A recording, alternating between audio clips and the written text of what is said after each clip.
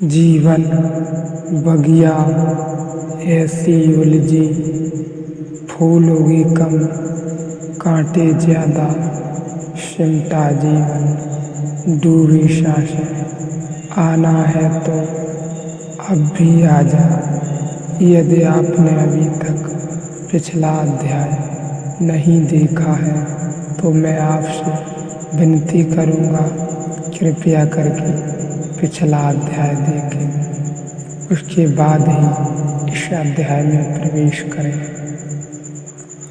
ज्ञाता, ज्ञान और ज्ञेय की उत्पत्ति तथा लय को जानने वाला, फिर भी स्वयं उत्पत्ति और लय से रहित आत्मा साक्षी कहलाता है। ब्रह्मा से लेकर चींटी तक सब प्राणियों की बुद्धि में रहने वाला और उनके स्थूल सूक्ष्म आदि देहों के नाश होने पर जो शेष रहा दिखलाई देता है वह कूटस्थ कहा जाता है।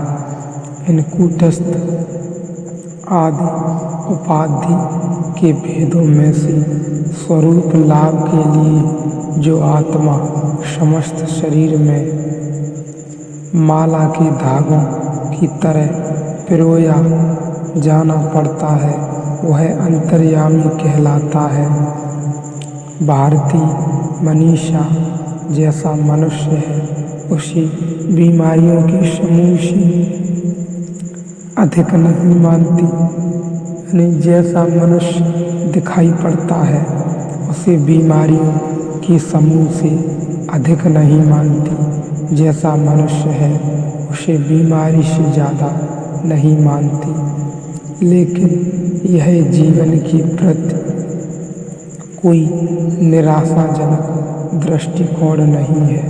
यह दृष्टिकोण हताशा दृष्टिकोण नहीं है, हताशाजनक भी नहीं है, पेसिमिस्ट नहीं है। जैसा मनुष्य है उसे बीमार इसीलिए मानती है क्योंकि उस बीमारी को ही स्वयं का स्वस्थ समझ लेने पर जो मनुष्य हो सकता है वह नहीं हो पाता। मनुष्य की संभावना अनंत है, जैसे हीरा कंकड़ पत्थरों में पड़ा हो और स्वयं को कंकड़ पत्थर ही मान ले तो संभावनाओं का द्वार रुक जाता है। आंतरिक विकास की कोई गुंजाइश नहीं रह जाती, कुछ और होने का उपाय ही नहीं रह जाता। जो हम हैं अगर हम मान लें कि यही हमारा होना है तो फिर विकास का कोई उपाय नहीं है। विकास संभव है एक ही अर्थों में कि जो हम हैं वह हम अपने को पूर्ण नहीं मान लेना चाहिए। अनूठी घटना मनुष्य के इतिहास में घटी है। पश्चिम ने जैसी परिस्थितियां बाहर हैं उनको अंतिम नहीं माना तो पश्चिम परिस्थितियों बदलने में बहुत दूर तक सफल हुआ।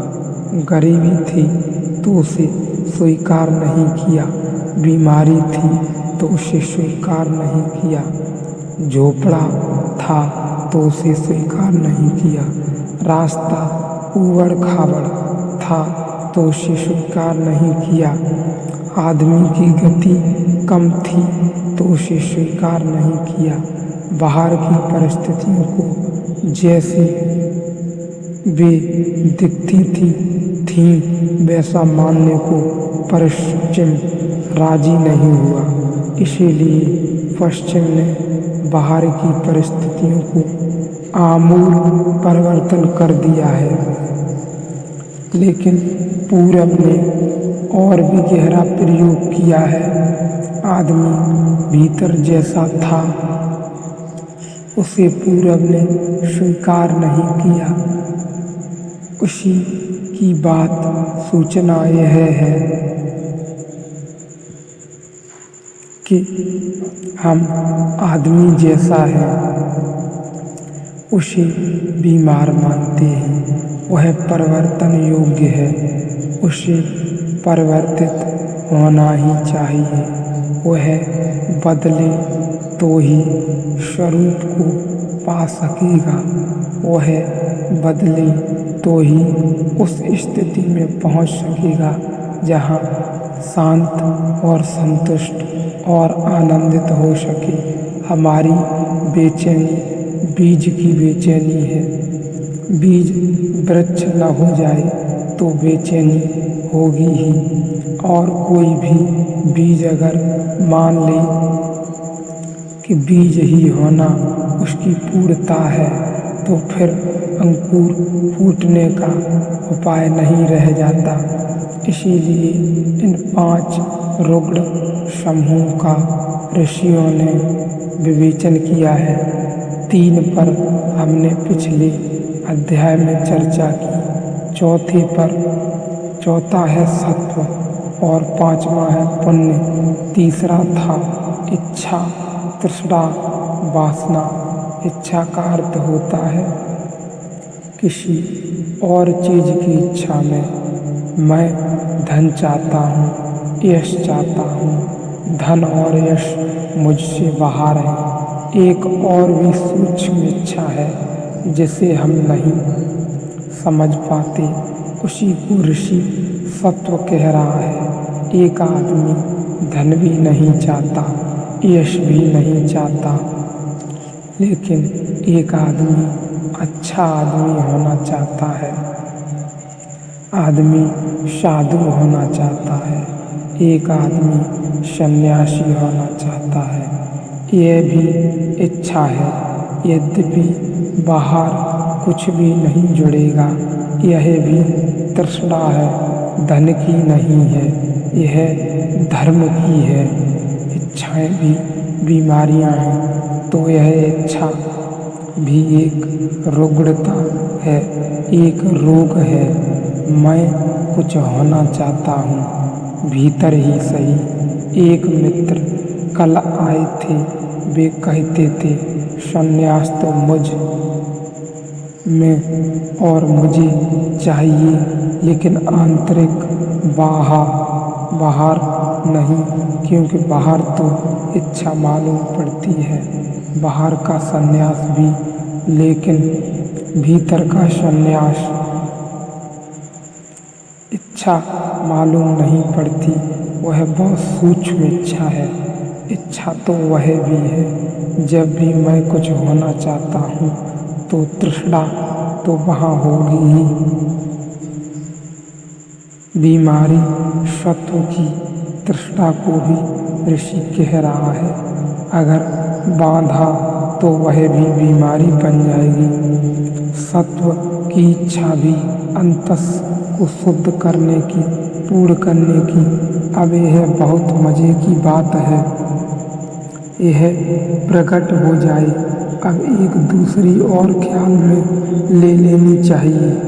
दूसरी बात यह है कि मैंने आपसे कहा कि जैसे बीज तो उदाहरण बहुत थोड़ी दूर तक ही साथ चलता है, ज़्यादा दूर तक साथ नहीं चलता।